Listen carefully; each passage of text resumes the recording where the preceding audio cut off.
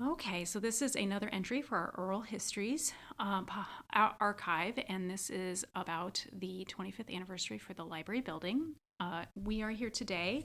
My name is Antonia Krupicka-Smith, spelled Antonia-Krupicka-Smith, and I am the library director here at the Council Bluffs Public Library. We are at 400 Willow Avenue here in Council Bluffs in the library boardroom, and it is 3:10 on Friday, May 19th, 2023. And I am here today with Warren. Warren, would you introduce yourself? My name is Warren Weber, Warren, last name Weber. And I was on the board of the library for 24 years. I don't know the exact starting and ending dates, but I'm sure that's part of the record somewhere. Awesome. Do I have permission to record you today, Warren? You do. Great. So you mentioned that your role 25 years ago was library board member. Mm-hmm. Did you have an office during that time? Were you president, vice president? I was president and maybe vice president. I don't think I was either secretary or treasurer if they had one. I'm not sure about that. But yeah. I served as president a couple of different terms. Yeah. And what's your role now in the community? I'm retired. I volunteer on a couple of boards still. Soon to be finished with that based on term limits. And the rest of the time I spend with chasing grandchildren that are still in high school, and also one that is a step-grandchild that is 4 years old. Awesome. So do that. And personal interest, I do a lot of gardening in the summer, a lot of woodworking, a lot of reading, and some traveling. Awesome. Okay, so are you from Council Bluffs? No, I moved here in 1970 from Northeast Iowa. I was a teacher at that time at Abraham Lincoln High School, and I did that for 3 years, and then I worked for the district in their central office for another 6 years. We left for 5 years, came back in '84, and I retired as a principal at Thomas Jefferson High School in 2002. Okay. So we are sharing memories today about the building of this library building. So the most pertinent memory that I'm most curious about right now is any memory you have associated with the planning of this building. So can you remember when you first heard about the idea of having a new building, or what role you played in the planning of this building? When I first came on the board, we were still at the Carnegie Building, and there had been, I think, 3 bond issues which had failed dramatically in terms of building a new library. It was obvious the limits were there with the Carnegie Building, and there was no way to overcome those limits and still have a library that served the community very well.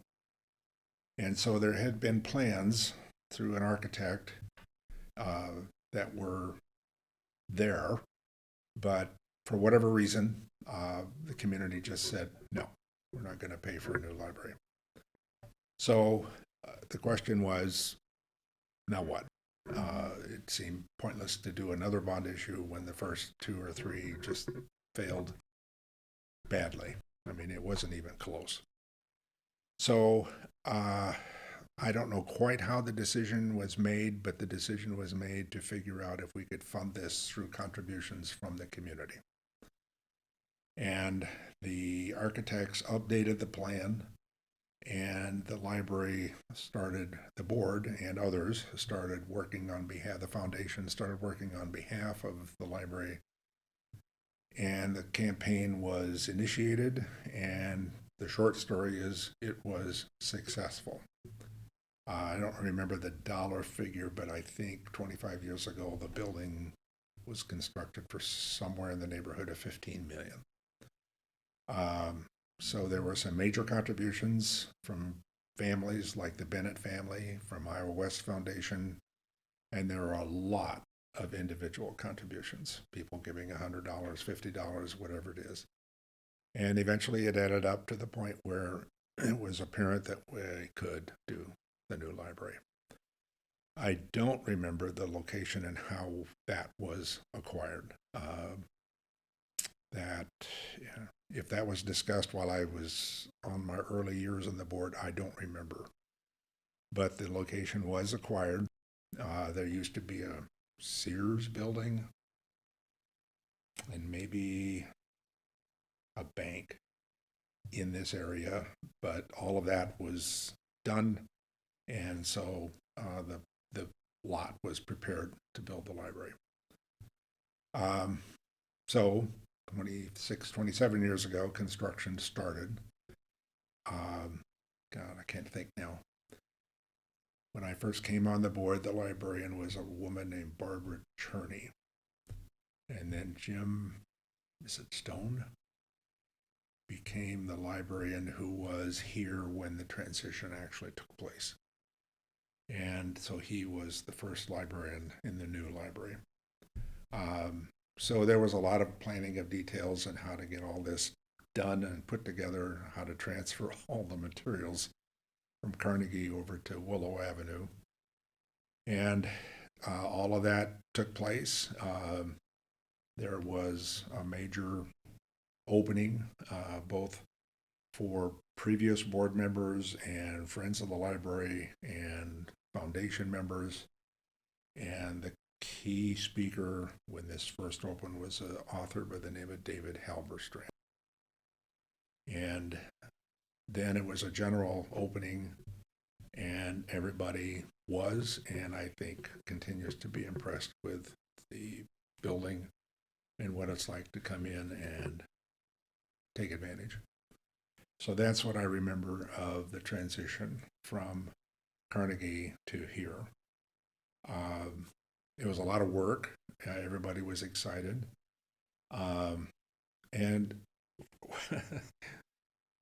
I never heard from anybody who voted against the bond issues much about why this building. It all seemed to be pretty well received. So I don't really know. The bond issue took place before I was on the board. Mm-hmm. And so I don't really know if it was just a financial thing. They didn't want to raise taxes. If there were other issues, I don't remember. That's not part of my experience. Mm-hmm. So that's what I remember about the transition.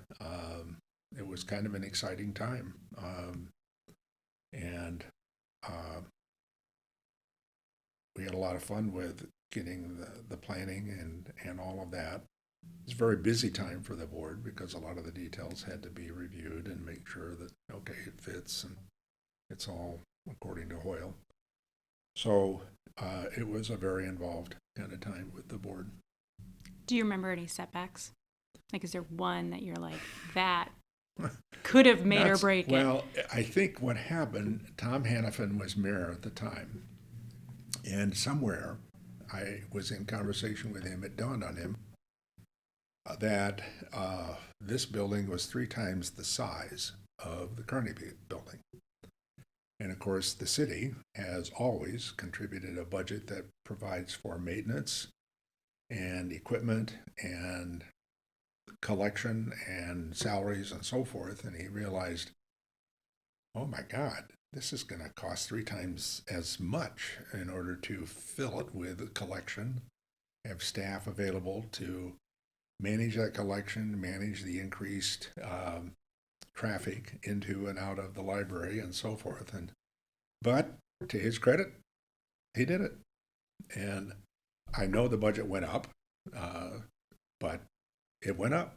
And so it's been supportive, generally supportive of, I mean, by comparison to other cities our size, we may not rank the highest on per capita spending for library services in the community, but it has been supported very well with what there is, and each of the directors has made the greatest use of the funds available. So that's the one thing I remember is kind of a, whatever you want to call it, speed bump, but it didn't stop the whole issue. As far as the actual construction, if it was something that, like where the architects said, oh, we can't do what we thought we could do. I don't remember anything like that. It was just an expansion of the budget that was going to be needed to maintain the collection and the whole operation in a new setting. So do you remember opening day? Were you there on opening day? Yeah. Well, the one day I remember is where we all came over and signed the I-beam that was going to be the peak of the roof. Now, opening day, I'm not sure I remember. I know we were here. I know there was kind of like a ribbon cutting sort of thing. I don't know that I remember the specifics of that. But other than there were people here, I do remember the event where they invited David Halberstram to speak, and everything was very nicely set up and very elegant and very fun to do, and he was a fun author to listen to as well as to read. Are you a gold card member? Yeah. And I've had to have a label replaced a couple times because the black ink doesn't last 25 years. So, but yeah, I still have the gold card and still use it. Yeah. Is there any other memories you want to share associated with this building or your time or your use of the library? Let me stop and think a minute. It was interesting, the transition of people who were directors. Barbara I think Barbara followed Mildred. And she was very enthusiastic, and it was a very motivating kind of experience for her and us to work with her. Jim was much more quiet, much more of a person who would, very detailed, but not a person who people knew very well. He tended to stay with the job in the office and in the building and kind of work that way. I remember Diane as the children's librarian, and she was full of enthusiasm, and she served as an interim 1 year. In between, I think, Jim's work, and then I think Barbara Peterson followed Jim. So Diane Herzog served as an interim, and she did very well. And it was to the point where the board said, you might be interested? And the answer was, not a prayer. You've got to be kidding. And so we said, okay, that's fine. You know, she says, I am a children's librarian. I love doing it. I do not want to deal with all the administrative and management functions that go with being director. So, we conducted a search, and Barbara emerged. And I think I helped organize that search. And then after Barbara left, helped to organize the search for Kathy. And we had some really, both times, some very interesting applications. And people, you looked at them and you thought, I'm not sure I know why you're applying. You know, and it's like being a librarian on a Navy sub may not do the trick. So it was just interesting to see how people viewed the job and whether they thought they could do it or not. So we did quite a bit of homework, and it worked out very well in both cases. And then I think during Kathy's time was when we established term limits. And it was, and there had been there was one gentleman, a man by the name of Phil Wilson, was on the library. When I came on, I replaced a man by the name of Don Clohr, Klohr, and he was leaving. And he said, do you think? And I said, well, yeah. And so somehow it happened that I was appointed, and Phil was on the board at the time. And then when Phil left, he left because he changed residences. He moved to Omaha. Mm-hmm. And Phil had been on the board for 44 years. And Phil was a really good board member. He really was. I mean, there were others who were less than in terms of their ability to do homework or their willingness to do the homework and pay attention to long-term, short-term things. But I said, Phil, you were on this board when I graduated from high school. And he just kind of shrugged like, so? Is that a problem? I said, no, it's not a problem. So all things considered, for a variety of reasons, we moved into term limits. And I don't even know what they are anymore, 3 terms of 3 years, Yeah. something like that. So that helped with kind of getting more people involved with the library and what it does and what it could do and how to represent the community. I know the Mirror thought, yes, I get the idea, but I think Tom was, no, it was with Matt. Matt was mayor at the time. And he said, sometimes though, he says, the issue is it's hard to find people who are willing to serve. And when there's a higher rate of turnover, it means more going out and finding somebody who's willing to be a board member. For somebody who's willing to stay on for 44 years, it makes the mayor's job a little simpler. It's like, okay, that's one person I don't have to present to the city council for approval. Mm-hmm. But I think it's worked out. I don't know. You know better than I as far as how that mix continues. But that's one of the things that was fun to do and interesting to see in terms of who applied, what their strengths were, how they matched up with the community, how they matched up with the staff, how they matched up with the purpose of the library, and how they would then expand that. And I think with both Barbara and Kathy, the two that I'm most familiar with, they did very well. Mm-hmm. I mean, it grew. With Barbara, the teen center became part of the operation. With Kathy, we worked on the collection and worked on a variety of things to get more people to come in. Mm-hmm. And they were both very good at working with boards, listening and asking, you know, what do you hear? What should we do? Where do we go from here? What kinds of things. And then also to pose ideas and so forth.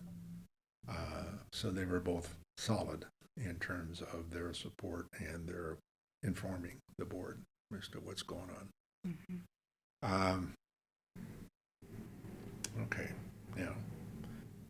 I don't know if I've lost the original question in there. It's your memories. It's not. There's no questions. I am curious about, it was 25 years ago, and anytime you do a lot of planning for something, you think you're going to get everything right.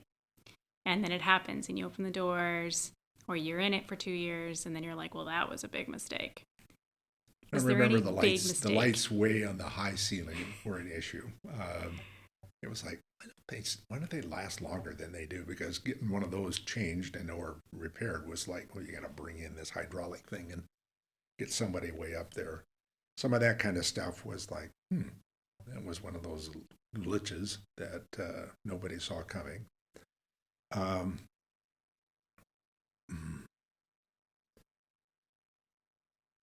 That's one thing I remember. I think the staff was really excited about they had more space.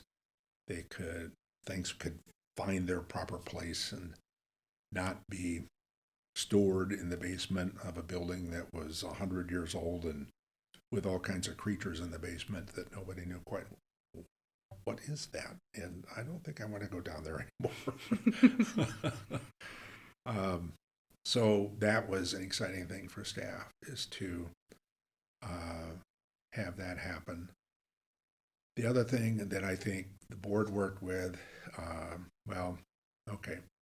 one was keeping the technology current. Technology that related to how patrons can interact with the library and how they can get access to whatever it is, magazines, newspapers, books, find out what's here, what's not here, keep up with schedules.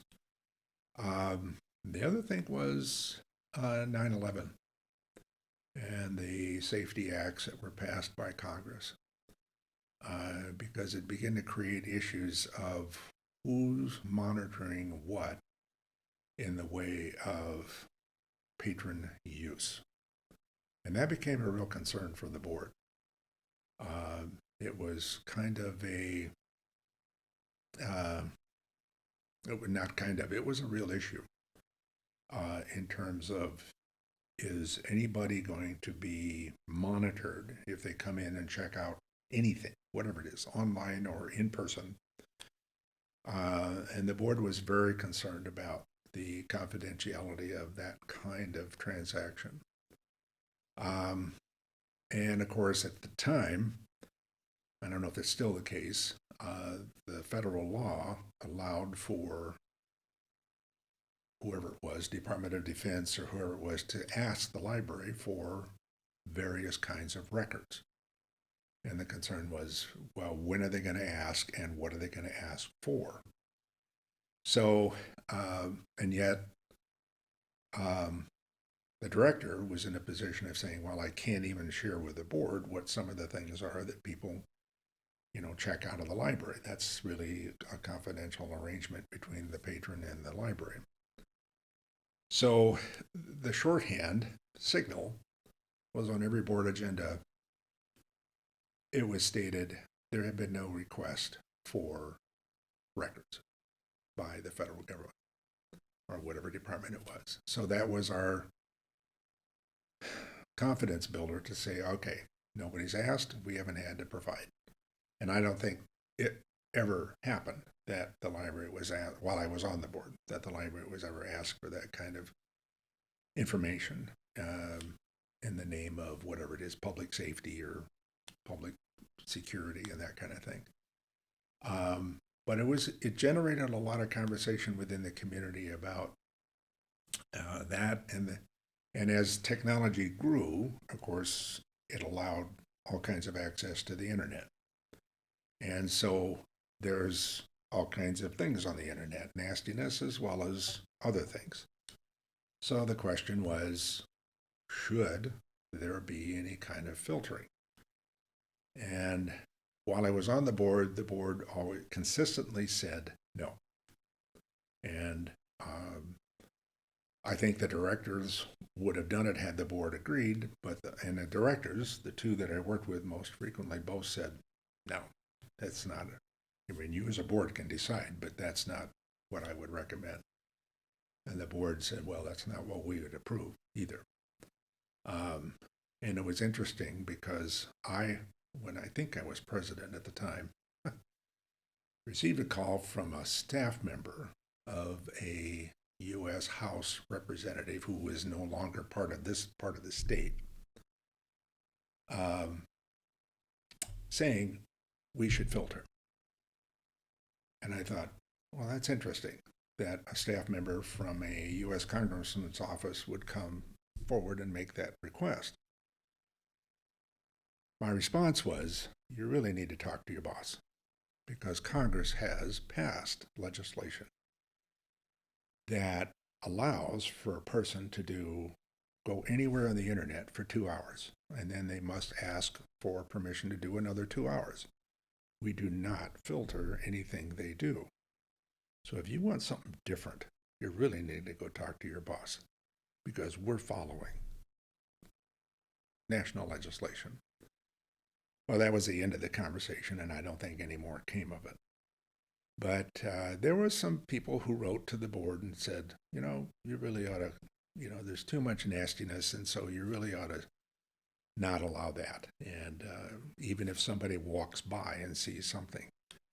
And we understood that might be offensive, but we also knew that you take one step in that direction and then it's difficult to stop and make continuing judgments on behalf of the community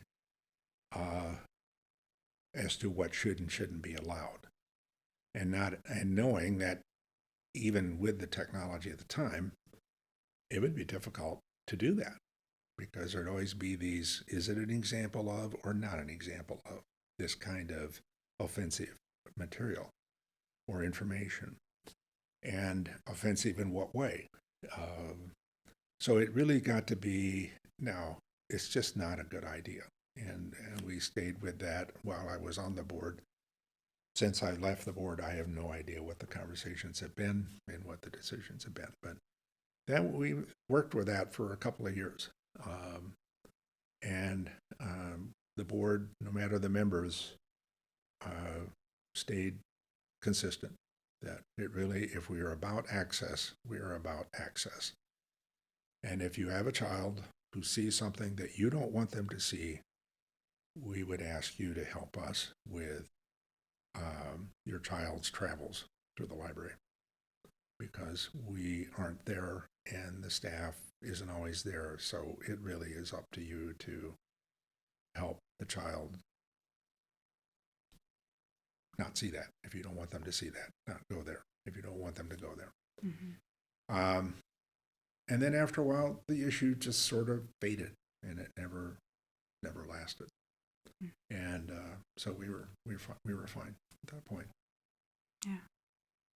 Awesome. Well, I appreciate you chatting and sharing your memories with building this building. Yeah.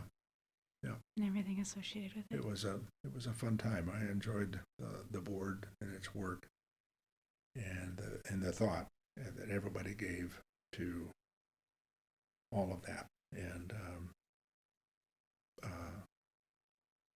it's really something significant for the community, because the access to information, and now more than ever, I mean, you can download whatever, books and materials, and you can read the New Yorker magazine if you choose, and it's all there. And now with the lab upstairs and all the capabilities that has, I wasn't there then.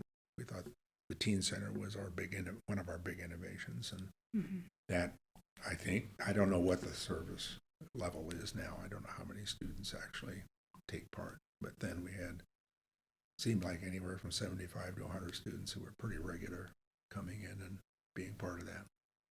So anyway, yeah, you're welcome.